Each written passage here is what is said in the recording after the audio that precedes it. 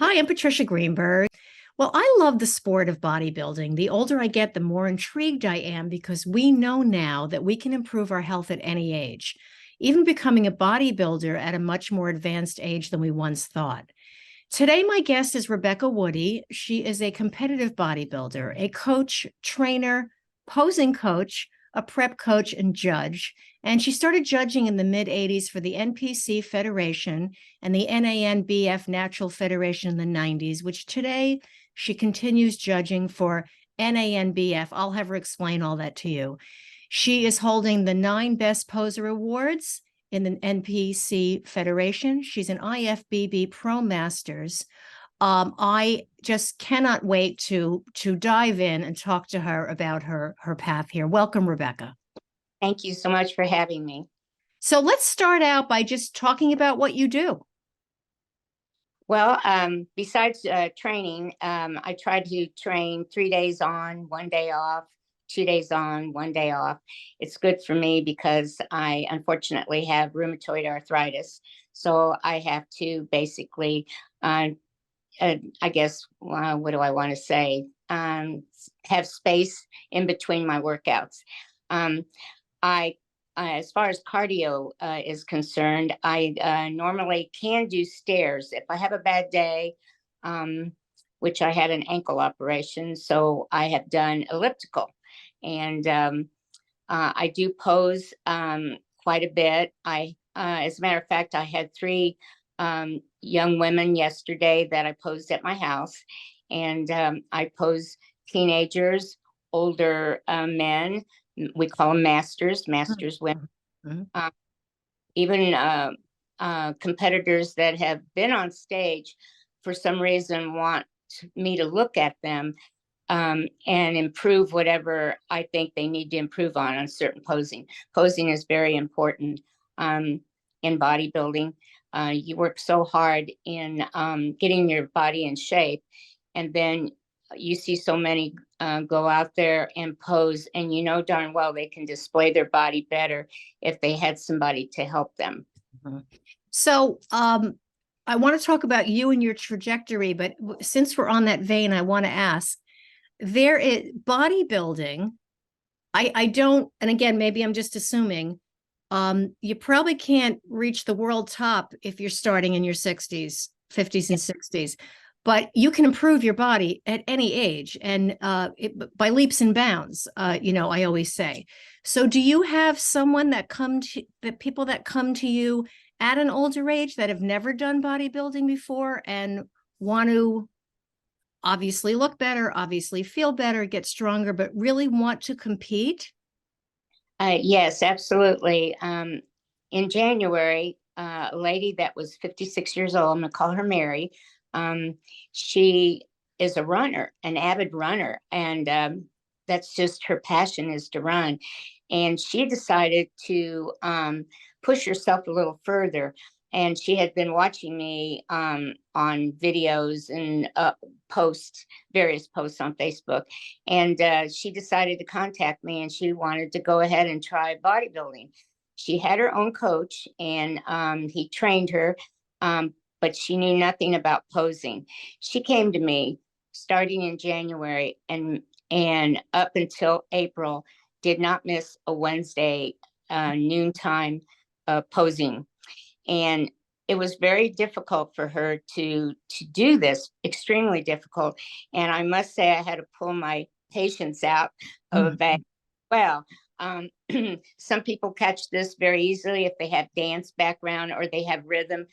She has rhythm as far as running, but rhythm and hearing the music, I had to break it down for her, and she landed up doing exceptionally well. She did 3 contests, and the last one she won a Masters, and I don't know what she wants to do with it in the Natural Federation. NANBF is a natural federation, so she was she did very well. So that gives me hope, because I've been weight training since I'm 23 and I'm 62. And I was also an avid runner. You can reduce your body fat and you can change your body composition at that age. Absolutely. Amazing. Amazing. Eating the right foods, of course. Um, I have a coach, and he's awesome. Jason May is awesome, and I do train at Flex here in Kansas City. And he reached out to me and thought he can do me better. Mm. Well, I gave him a chance, and he did. I think you do need a coach. You need somebody that's outside of you looking at yourself in the mirror. Mhm. And that's what I had been doing for quite a few years, doing it myself. And you, I recommend a coach, and I recommend somebody that can help you with posing. And he put me on a diet plan. I thought it was a little insane, but I was never hungry. Um, I learned to eat foods that I wasn't really used to, high protein, low carbs. Um, he had me eating peanut butter with no palm oil in it, and just various different things. And I was never hungry. He got me really in good shape. Fantastic. I just want to mention, you can see Rebecca in the Zoom here, but what a gorgeous lady. You're 74 years old. You're fit beyond most 21-year-olds I know. How did you come to bodybuilding in the first place? Oh boy. Um, I love to play racquetball. I like softball with female ladies. I was doing that, but I noticed one day that my hands and my wrists were swelling up. My ankles were swelling up. I thought it was just overdoing. And I had 3 children. I started back up in sports when my youngest son was 3. Um, and then my brother come to move in with me because he had a divorce, and he had all his weights. He's a Golden Gloves boxer when he was younger, um, and he had all his weights in a what do you call, a boxing bag. He had me go down to work out with him. Well, one day he had to leave because he found his own place. He took all of his weights, and I went downstairs with my coffee cup, and I looked at that empty basement, and I thought, I've got to find a gym. And I went to the gym, and at the time there was nothing but power lifters there. I just didn't know what I was doing. And they watched me, and they told me, you're pretty strong for your size. And I started powerlifting. And when I'm powerlifting is basically 3 exercises. You squat with weight on your shoulders, you deadlift, and you bench press. And I noticed in just 18 months, I became a little bulkier, thicker. And I was eating anything that I wanted to eat. I never knew that there was a diet plan. And talked me into doing a powerlifting meet. And I weighed in, and there was a bunch of women. I thought to myself, these women are big. I mean, you don't have to be what I call, you can be looking like you're overweight, but it's Right. strength. It's nothing to do with the shape of your body. And I thought, what am I doing here? But I did real good. I took a second place because I can squat like 240, and I only weighed about 107, 112, something like Wow. that. Wow. My bench press sucked, but I deadlifted. I can't remember what I deadlifted, but it was good enough for me to beat these other women. So I stopped doing powerlifting because I didn't like the way my body was going.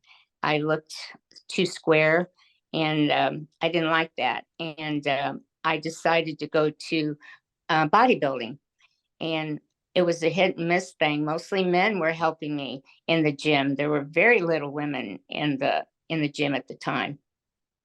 Now, if, did somebody come up to you and say, you're really suited for this? I'm going to help you in competitions, or you found your way just kind of being there and it working for you? Because it is a very, I think people don't realize what a nuanced sport it is and how intricate the training is. Yes, on my own, I went to the library. This was before computers. Right. Just Google anything you want. So there I am I'm looking at my, first they thought I had lupus. Then they realized I'm negative for lupus. I'm positive for rheumatoid arthritis. So I found myself looking at what I could possibly do with my rheumatoid arthritis and medication I was on. I've been on every type of Oh. medication. Unbelievable. Um, then I decided to look at bodybuilding. What are these bodybuilders eating? How much are they eating? Well, you can find out what a lot of men were eating, but you couldn't find out what women were eating. So I had to do things on my own, adjust. And then I became friends with other women that have gone further than me. There was a lady by the name of Tanya Knight in Kansas City. She also was on television for the Gladiators. Oh, And I think some of you might remember that. And she was Gold, I believe she was called Gold. And she helped me with my first routine, gave me ideas what to eat. She was an Olympic champion. God bless her. She was very helpful with me. She had an interview as well on radio, not TV, radio. And because she was going to her first nationals, and she asked me to come along because I was going to my first contest. And so they interviewed us in that manner. interesting. And so you haven't looked back since, obviously. So in the early days, there was, like you said, there was nowhere near the amount of women in bodybuilding and certainly in the gym. And I always say, sometimes I'm the only girl in the free weight room, never mind my age, still to this day, it's I wouldn't say male dominated. I want to do so many wonderful, it's reminiscent of Arnold Schwarzenegger's Pumping Iron movie. There was just, a couple of women, Corey Everson and, Rachel McLeish. I was a big follower of these women. And, to this day, I still, it was something I want to transition into. I think it's absolutely amazing. But I also want to ask you, Rebecca, you blatantly defied doctor's orders. Rheumatoid arthritis is that weightlifting is contraindicated? Yes, absolutely. I have Okay. been methotrexate, prednisone. I can't begin to tell you the horrible medication I was on, the side effects. I'm on a drug called Humira. You see it on Yes. TV. This has put me in remission, basically. Yeah. And I very seldom swell up in anything or hurt. And of course, I do lift in moderation. And there's a lot of times I want to lift more, but I know, Rebecca, stop it. Don't be stupid. I have to pull myself back. And I had a wonderful coach, and he could tell sometimes he'll add weight, and he could tell that I can't do this.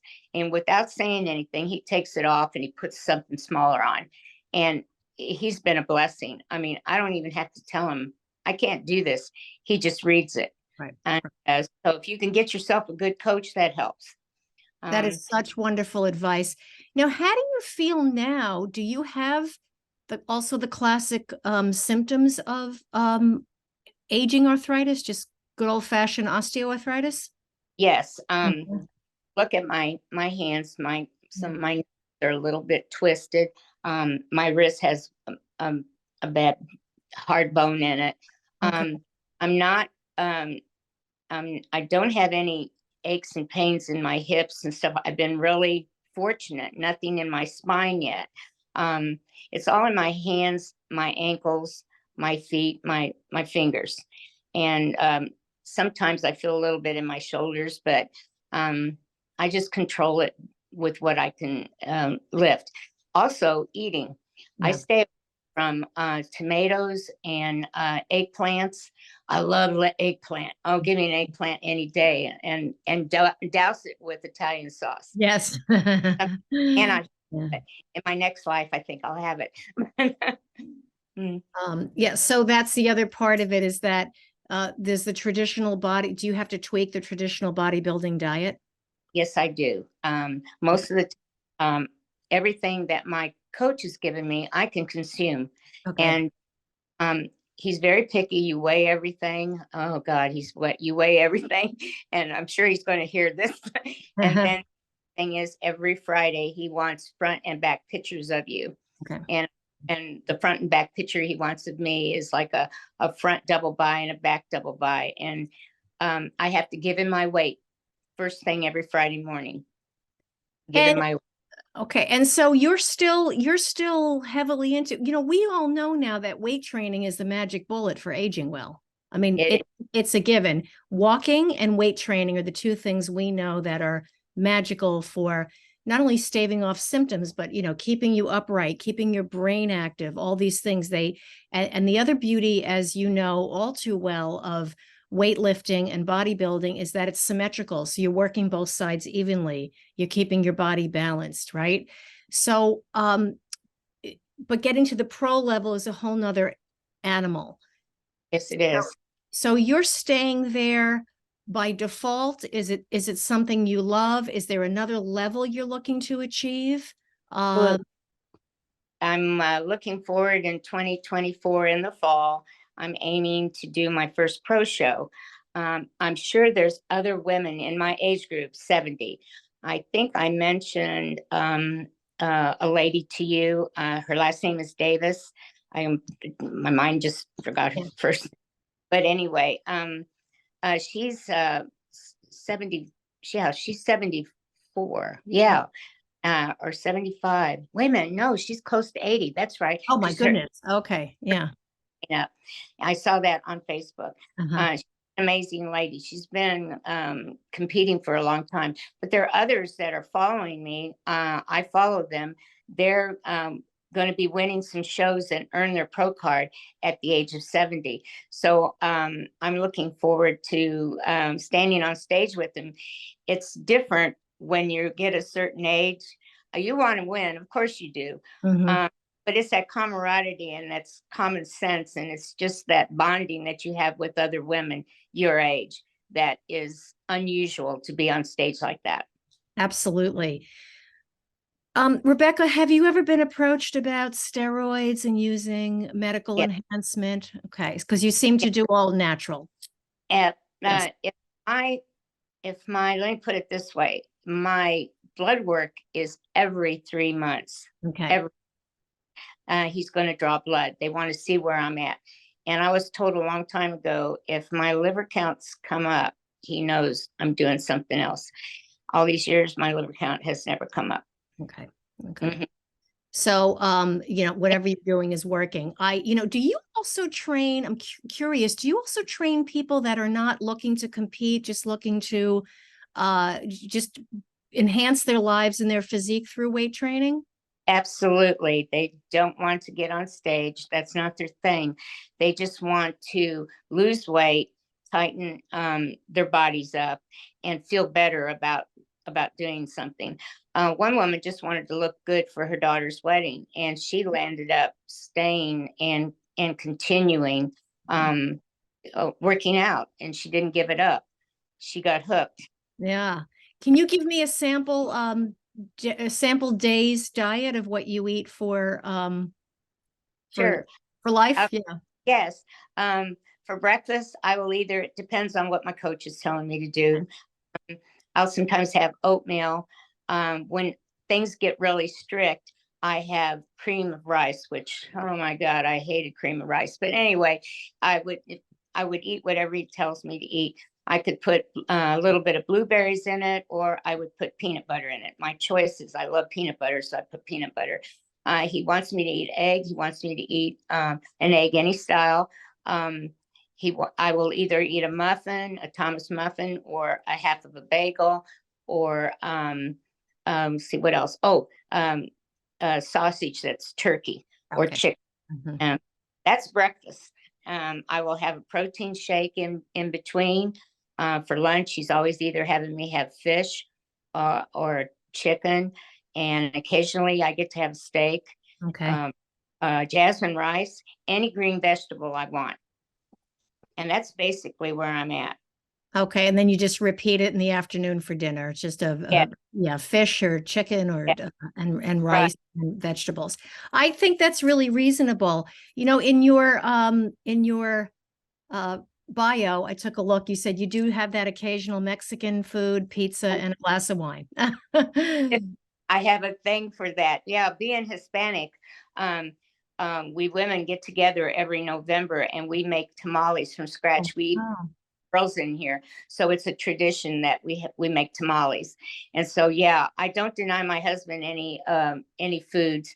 I will cook him separately and I'm telling you, it is hard sometimes to cook him something that I want really bad.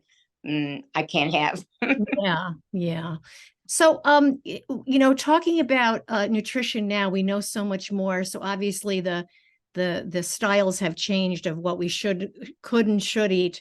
40 years ago, 30 years ago, and now today. Knowing so much better. So what stands out to be your food choices for the layperson, someone who's maybe not competitive bodybuilding, but just wants to get that little extra bit of weight off, or wants to really benefit from the effects of being at the gym? What are just, some quick food choices that are tried and true? I think some of the women that I've helped that just want to lose weight, they don't want to go on a strict diet. I think it's portion control. They don't realize how much they eat. When you go out to eat, I mean, is it really necessary to eat an 8-ounce steak? I will cut it in half and eat half of it. You'd be surprised how full you get if you just take half of whatever they serve you and eat. And you can even have your dessert. And you can't have all that food and dessert and 3 cocktails. Right. Exactly. Unfortunately, we've gotten to the point as a society that we eat as if we're in a special occasion every single day. And you're preaching to the choir, and I thank you for reiterating that over and over again.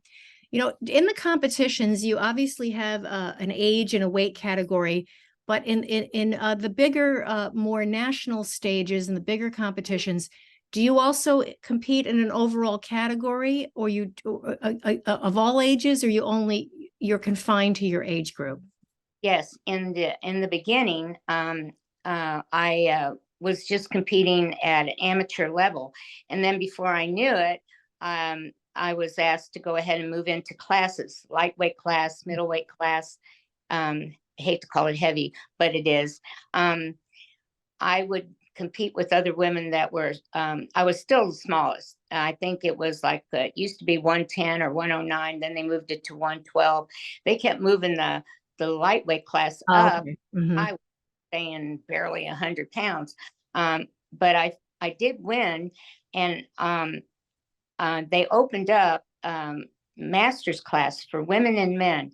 And that was there was only bodybuilding at the time. Mm-hmm. They have bikini, they have figure, they have wellness, women's physique, women's bodybuilding. There's so many different categories. So my coach, I was judging contests at the time. They told me to go on ahead and go to Houston, Dallas, Texas, and try the first nationals in your age group, or not age group, in my weight class. So I went. I won my class out of 8 girls, and I went out with the winner of the middleweight class, the winner of the heavyweight, and of course, who won was the girl in the middleweight. But to stand there and be with a heavyweight and a middleweight, I had this tiny body. As my husband put it, you were little, but you were a cookie cutter of them. It's just a smaller. Right. Right. And, which brings us into you're a judge, which I'm in such awe of, that you're now judging this, because that means you have the experience and you have the eye and you have the wisdom to really step back and have an objective look at what people can achieve. So tell us a little bit about the process of becoming a judge. Well, I fell into that, but the process is you get test judged at any of the federations that are out there. You test judge, and if you pass, then you can become a judge. How I fell into it, I was competing, and I was behind the head judge, and I was telling the people to my left and right who I had placed. And I think he can hear me, and I was probably aggravating him, and I was trying not to talk so loud. And he turned around, and at this very big class of men, that was a very important class, and they were all heavyweight, which is that's like the god of gods of bodybuilding. And he turned around and asked me who's the winner, and I told him who I thought was first and second, and he said, "You need to judge." And after that, I was on the table with him judging NPC, and I got to meet some very wonderful people. By the way, I'd like to mention Kim Shavisky. She's an eight-time Olympic champion, and she's in Springfield. She has sat at the table with me, and we've been friends for years. So she's been Miss Olympia? 8 times. Oh my goodness, 8 times. Oh, Wow. beautiful. Wow. She's beautiful. How old is she now? Oh my God, she's going to kill me. Let's see. I want to say she's got to be early 50, maybe 50. Okay. She's still got a ways to go. Yes, she still has a way to go, and she lifts and she looks great. And unfortunately, we call ourselves RA warriors because she was diagnosed with RA too. And she's honored me by saying that she follows me a lot, and I give her encouragement. And she says there's days she wakes up that she doesn't want to do a darn thing. And she says she looks at my videos and she says, I get up off my lazy butt and do it. Good for you. It's wonderful that you're such an inspiration. Rebecca, tell us about your family and how you managed to juggle it all. Oh boy. I also coached my children. They went to Catholic school, and at Catholic schools didn't have the luxury of hiring a coach, and they were the small schools, and they had volunteers. I would go and watch my children play volleyball, and I would go crazy, and I was verbal about what they needed to do. And I finally was approached, would you like to coach volleyball? And I landed up coaching the girls volleyball and boys volleyball. And I've had one daughter and 2 sons. Then I landed up having soccer, which I had played soccer on a girls team, all girls. So I had to stop that because it was too hard to kick ball and run the pounding. I figured out racquetball. I was an A division racquetball player at one time. Had to give that up because of the sting of hitting the ball. I had to find something that I could do to stay active. And I did balance all that with my children. I didn't deny them food. I cooked them separate food. I didn't deny not seeing them play. Of course, staying home was the key, as I had to get a job eventually, because children cost money. Yes, they do. And I landed up doing less coaching, but I would go to their games. So that's how I managed. Yeah. So they all grew up athletic and with an appreciation. Rebecca, what a wonderful conversation. I want to thank you so much for your insight and your wisdom and advice. You're such an inspiration to me. And of course, I want to ask you, what do you like about getting older? The wisdom you attain, and aging gracefully. That's what I'm trying to do, is just age gracefully. I'm trying to do this as long as I can. I don't really necessarily want to compete all the time. I think if I make it this next year, that's my goal. But I will continue to stay in the gym. And as long as people want me at their table to judge and pose, and maybe train, I'll continue to do it as long as I can. Fantastic. And I look forward to seeing your future successes. So thank you for having me. Thank you for listening to my show. And please subscribe here at Patricia Greenberg.